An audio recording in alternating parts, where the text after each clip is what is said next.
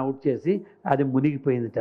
నీళ్ల మీద తేలటానికి ఉపయోగపడే షిప్పు నీటితోనే మునిగిపోయింది. అది అంత పెద్ద ప్రయాణం చేసేది. దానికి ఆయన గౌర్ గోపాల్దాస్ గారు ఏం చెప్తారంటే, మనం కూడా అక్కర్లేకుండా జ్ఞానాన్ని కానీ అక్కర్లేని విషయాలు కానీ అనవసరమైన వస్తువుల్ని కానీ అన్నీ అక్యూములేట్ చేసి పెట్టుకుంటున్నాం. మన షిప్ మునక్కుండా ఉండాలంటే అప్పుడప్పుడు కంప్యూటర్లో కంట్రోల్ ఆల్ట్ డిలీట్ ఎట్లా అన్నామో చిన్ననాటి జ్ఞాపకాలు, అక్కర్లేని విషయాలు, మన అవమానాలు, పక్కవాడన్న మాటలు ఇవన్నీ తీసి పారేస్తే మనకి ఎంత కావాలో అంతే జ్ఞానం ఉంటుందని చెప్పారట. అందుకే ఏం చెప్తున్నానంటే, ఈ టైటిలే నచ్చింది నాకు. ఇంకా నేను పుస్తకం చదవలేదు. Think again. ఏ పనికైనా సరే, అది మంచి అయినా చెడైనా ఏవైనా సరే, take a small pause, think again. మళ్ళీ ఆలోచించండి, ఇది అవసరమా? అవసరం అని రెండోసారి కూడా మనసు చెప్తే అడుగు ముందుకేయండి. అవసరం లేదు అని చెప్తే మళ్ళీ ఆలోచించండి, మీ నిర్ణయాన్ని మీరు తీసుకోండి.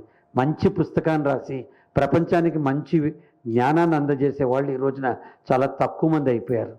కట్ అండ్ పేస్ట్ గాళ్ళు వచ్చేసారు, కాపీ పేస్ట్ గాళ్ళు వచ్చారు. ఎంత ఆశ్చర్యపోయానంటే, పిహెచ్డి డాక్టరేట్ అనగానే మనం తీసేసి సొంతంగా రాసుకోవాలి. కొన్ని విద్యాలయాల్లో చదువుకున్న వాళ్ళు కాదు, చదువుకున్న వాళ్ళు కొందరు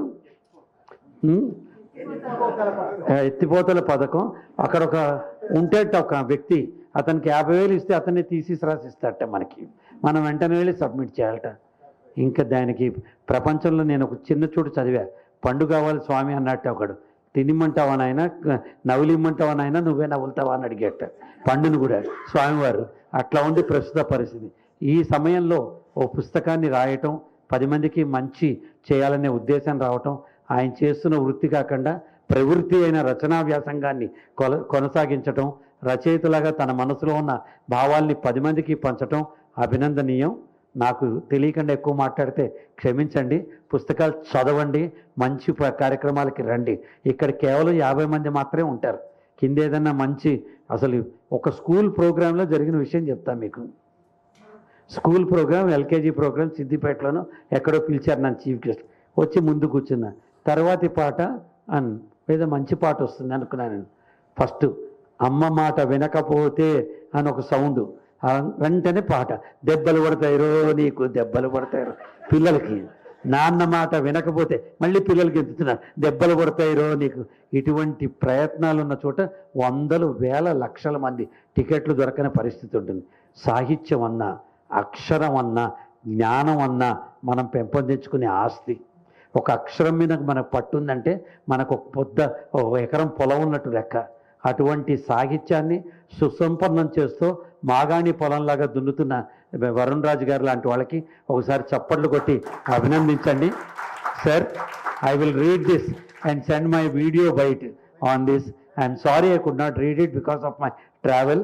thank you very much for inviting me. Thanks a lot.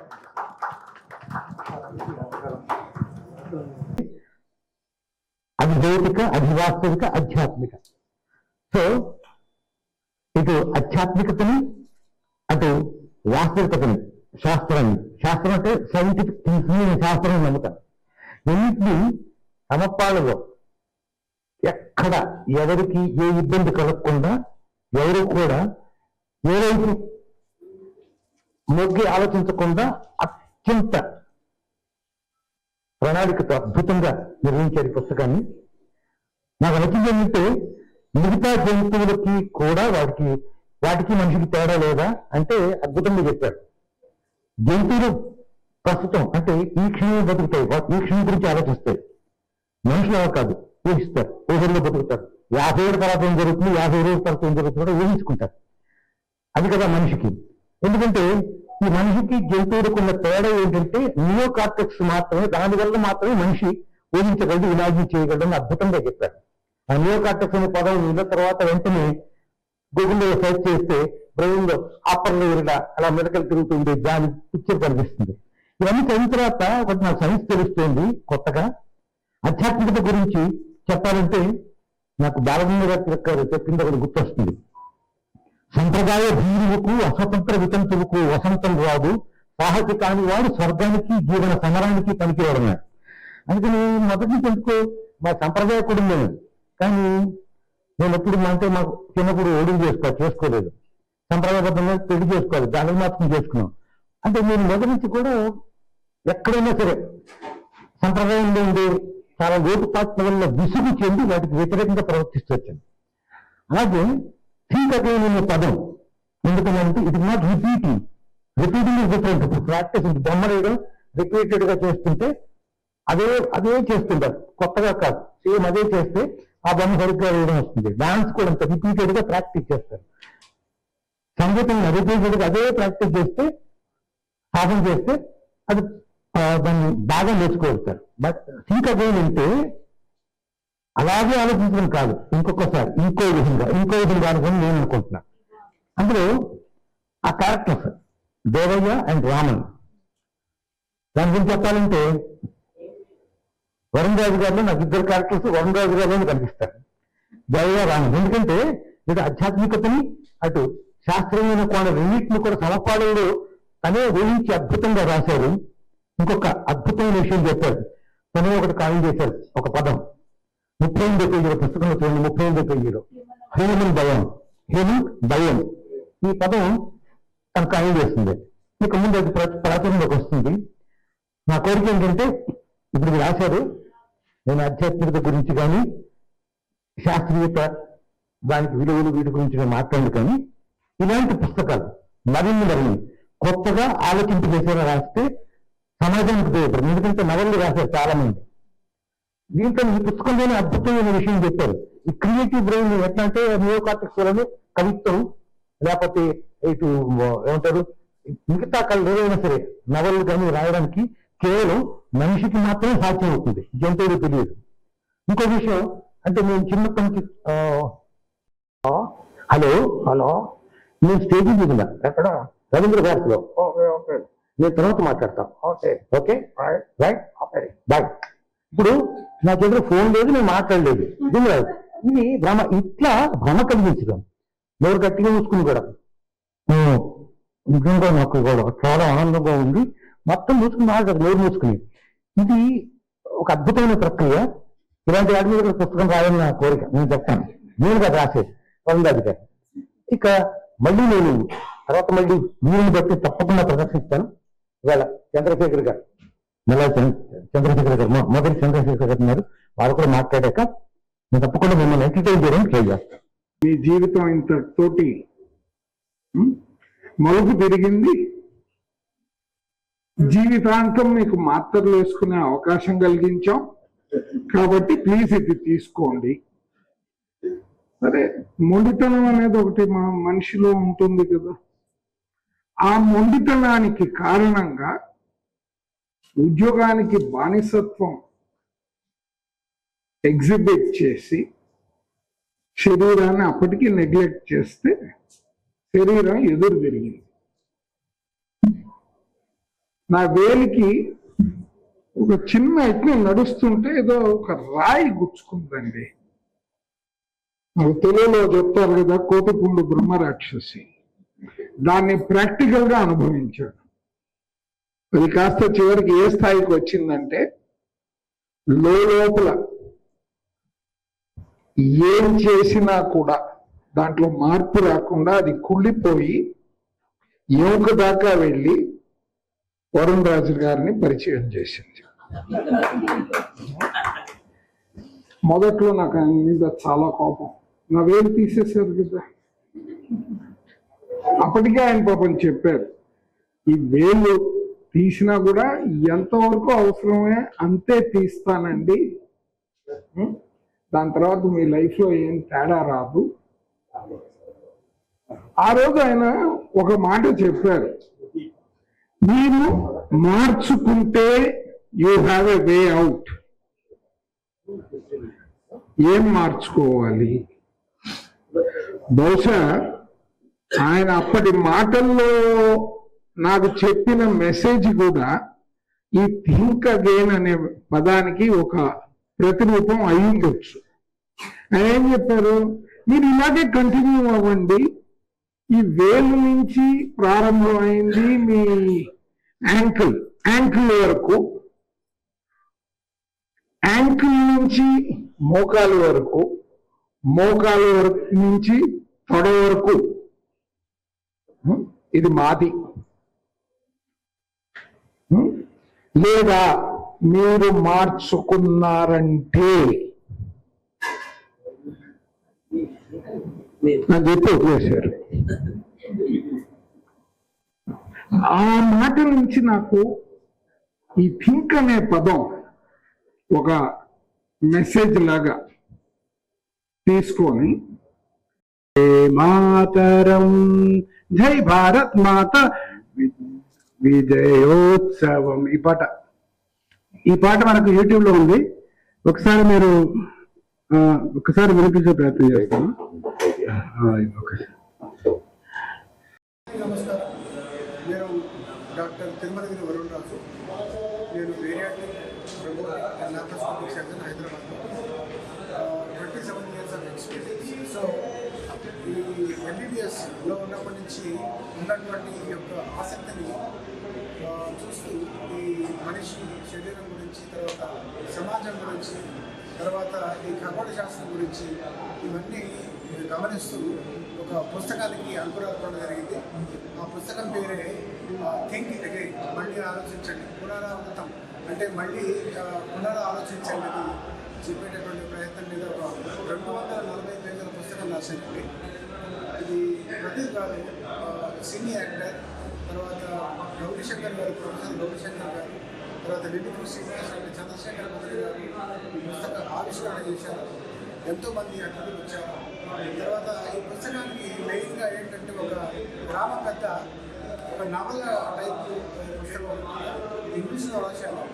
ఒక గ్రామ పెద్ద ప్రతిరోజు వాళ్ళ టౌన్ హాల్లో అంటే ఒక రచ్చబండలో ఒక్కొక్క అంశం గురించి, ఈ జీవం పుట్టుక గురించి, ఎంబ్రియాలజీ, మైక్రోబయాలజీ, అలా ఒక్కొక్క రోజు ఒక్కొక్క స్పెషలిస్ట్ తోటి ఈ యొక్క గ్రామ పెద్ద డిబేట్ పెడతాడు. అందులో ప్రజలందరూ కూడా, విద్యార్థులందరూ కూడా దాంట్లో డిబేట్లో ఇన్వాల్వ్ అవుతారు. చాలా చిన్న చిన్న విషయాలైనటువంటి సైకాలజీ, సైకియాట్రీ, మైక్రోబయాలజీ, ఎంబ్రియాలజీ ఇటువంటి అంశాలన్నీ కూడా దీంట్లో వాళ్ళు డిస్కస్ చేస్తారు. ఇక్కడ ఎటువంటి కాన్ఫ్లిక్ట్ కానీ ఎటువంటి కాంట్రవర్సీ లేదు. జడ్జిమెంట్ చాలా బాగా వచ్చింది. మళ్ళీ కొత్తగా నేర్చుకోండి, ఎందుకంటే ఈ యుగం అంతా కూడా రోబోటిక్ యుగం, ఆర్టిఫిషియల్ ఇంటెలిజెన్స్, ఎన్నో పరికరాలు వచ్చాయి. మనం ఆపితే ఆగేటటువంటి పరిస్థితుల్లో ఈ సైన్స్ లేదు, ఈ సోషల్ మీడియా లేదు, ఈ కమ్యూనికేషన్ లేదు. ప్రతిదీ కూడా మనకి అందనటువంటి ఒక ఎత్తులోకి వెళుతూ ఉంది. సో మళ్ళీ మనం పునరాలోచించాలి. సో ఈ సబ్జెక్ట్స్ అన్నీ కూడా, ఈ టాపిక్స్ అన్నీ కూడా ప్రతిరోజు టౌన్ హాల్లో ఒక ఊరిలో ఈ దేవయ్య అనేటటువంటి ఒక పెద్ద మనిషి కండక్ట్ చేసేటటువంటి ఒక నవల ఈ పుస్తకం. ఇది మీరందరూ చదవండి. అమెజాన్లో ఈ పుస్తకం దొరుకుతుంది. Thank you very much. ఈ పుస్తకం అనేది ఒక జిజ్ఞాస. అంటే మన హ్యూమన్ బాడీలో మేము అనాటమీ చదివినప్పటి నుంచి, ఫిజియాలజీ చదివినప్పటి నుంచి, మెడికల్ కాలేజీలో ఉన్నప్పటి నుంచి గమనించేటటువంటి వాస్తవికత ఏదైతే ఉందో, ఇది ఊహించుకునేది కాదు. ఇది సర్జరీ అంటే మనం ఆపరేషన్ చేయాలి, ఒక పదార్థాన్ని ముట్టుకోవాలి. అంటే ఒక లివర్, ప్యాంక్రియాస్ ఇవన్నీ మనం ఆపరేషన్ చేసినప్పుడు వాస్తవంగా ఉన్నదాన్ని మనం చూస్తాం. సో ఈ వాస్తవానికి నిజంగా జనాలు ఏ రకంగా ఆలోచిస్తున్నారు, ఏ రకంగా నమ్మకాన్ని వాళ్ళు చూస్తున్నారు, ఈ రెండింటి మధ్యలో ఉండే బ్యాలెన్స్ చేయాలన్నట్టుగా ఎప్పటి నుంచో ఉన్న ఆలోచన ఈ పుస్తక రూపంలో ఇప్పుడు ఈరోజు బయటకు వచ్చింది. కూడా నాకు తెలియలేదు. అప్పుడప్పుడు గోపురాలను అడుగుతూ ఉంటారు డాక్టర్ గారు, అలా ఉన్నారు.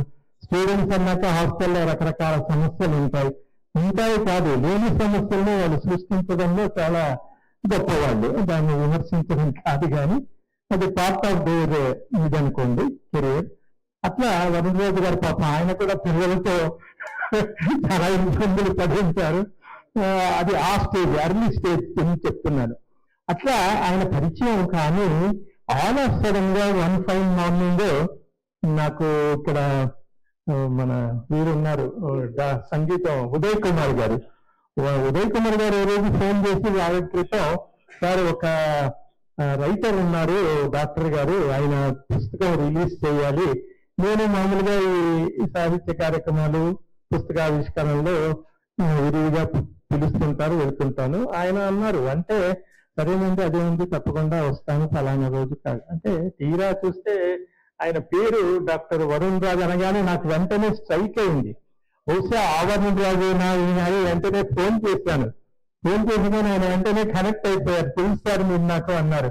అట్లా ఎందుకు చెప్తున్నాను ఇదంతా అంటే ఆయనతో ఉన్న పరిచయాన్ని నేను చెప్తున్నాను. అయితే ఈ 25 సంవత్సరాలుగా వరుణ్ రాజు గారు కేవలం ఒక వైద్యునిగా, డాక్టర్గా మాత్రమే తెలుసు కానీ ఆయనలో మిగతా కళలు ఉన్నాయన్న సంగతి తెలియదు. ఇప్పుడు తెలిసిన ఏంటంటే ఆయనలో మరో 2 గొప్ప కోణాలు ఉన్నాయి, యాంగిల్స్. ఒకటి ఏంటంటే మూలకర్తల గురించి ఇందాకే విన్నాను. అంటే ఆయనలో ఎన్ని షేడ్స్ ఉన్నాయి అనేది ఒక్కొక్కటి పరిచయంతో ఆయన పట్ల ఉన్న గౌరవం ఇంకా నాకు ఇనుమడిస్తుంది, పెరుగుతోంది. అంటే వయసు, ఆ చిన్న వయసులోనే ఇన్ని రకాల, అంటే వైద్య వృత్తి అన్నప్పుడు దానికే పరిమితమైతే జీవితం దాంట్లోనే గడిచిపోతుంది. కానీ అపార్ట్ ఫ్రమ్ దట్ ఆయన ఇటు మ్యూజిక్ వైపు, ఇటు లిటరేచర్ రాయటం వైపు వెళ్ళారు అంటే చాలా చాలా సంతోషంగా ఉంటుంది. డాక్టర్ వరుణ్ రాజు గారు ఇక ఇంకొక 2 మాటలు మాట్లాడి నేను విరమిస్తాను. ఇక మనం పుస్తకం గురించి చెప్పుకోవాలి. ఇందాక నేను మీ అందరూ గమనించారో లేదో సభా సరస్వతికి నమస్కారం అన్నాను. సరస్వతి అనగానే మనం ట్రెడిషనల్లోకి వెళ్ళిపోతాం. సనాతన ధర్మం, ఒక దేవీ దేవతలు, ఆ నమ్మకాలు, వాటిలోకి వెళ్ళిపోతాం. కాబట్టి ఈ నమ్మకం వెనక ఒక శాస్త్రీయ దృక్పథం ఉంటుంది అనేది ఈ పుస్తకంలో ఆయన నిరూపించారు. సరస్వతి అని ఎందుకన్నారు అంటే, సరస్వతి అంటే నాలెడ్జ్, విద్య. దానికి ఒక ప్రతిరూపాన్ని మనం ఏర్పరచుకున్నాం. అంటే పురాణాల, అంటే పూర్వీకుల నుంచి వస్తున్న ఒక ఏమంటారు, పరంపరానుగతంగా వస్తున్న సంస్కృతి, ఆచారాలు ఏదైతే ఉంటాయో వాటిని మనం ఆయన ఇందాక మాట్లాడుతూ 2 మాటలు వాడారు, ఆధ్యాత్మికత వర్సెస్ వాస్తవికత. అది మనం ఇక్కడ గమనించవలసింది. ఇందులో అండి, ఒక ఐడియా జీవితాన్ని మార్చేస్తుందంటారు, కానీ ఒక పుస్తకం ఆలోచన విధానాన్ని మార్చేస్తుంది. ఎందుకు చెప్తున్నానంటే, ఒక మంచి మిత్రుడి కంటే ఒక మంచి పుస్తకం విలువైంది. మిత్రుడు అప్పుడప్పుడు తనకున్న జ్ఞానాన్ని మాత్రమే ఇస్తాడు, కానీ పుస్తకం అపారమైన జ్ఞానాన్ని ఇస్తుంది. ఈ రోజుల్లో అటువంటి పుస్తక రచన చేయటం, అందులో ఒక ప్రముఖమైన సర్జన్ అయి ఉండి, డాక్టర్ వృత్తిరీత్యా సైంటిస్ట్ అయి ఉండి, ఆ సైన్స్ ని, ఆయనకున్న క్రియేటివిటీని రెండూ కలిపి ఒక సైంటిఫిక్ ఫిక్షన్ లాంటి పుస్తకం థింక్ అగైన్ అనే పుస్తకాన్ని తీసుకురావడం చాలా ఆనందంగా ఉంది. డాక్టర్ వరుణ్ రాజ్ గారికి అభినందనలు. పుస్తకం ఎందుకు బాగుండాలంటే, థింక్ అగైన్ అనే టైటిలే బాగుంది. ఏ పని చేసినా చిన్న పాజ్ ఇవ్వండి, ఆలోచించండి. ఏ ఉత్సాహం వచ్చినా చిన్న పాజ్ ఇవ్వండి, ఆలోచించండి. ఏం జరిగినా సరే థింక్ అగైన్. ఒక్కసారి నిర్ణయం తీసుకోవాలి. మారుతున్న కాలంలో మనం మారాలంటే మనం తీసుకున్న నిర్ణయం సరైందా కాదా అనే ఒక ఆలోచన చేసి రావాలి. ఈ పుస్తకంలో అద్భుతంగా చదివే వాళ్ళందరికీ విజ్ఞానాన్ని ఇవ్వాలని, వాళ్ళు మారాలని, ఈ పుస్తకం మీ జీవితాన్ని కనీసం కొంతసేపు ఆక్రమించి మీ సక్సెస్ కి దారి చూపాలని మనస్ఫూర్తిగా కోరుకుంటున్నాను.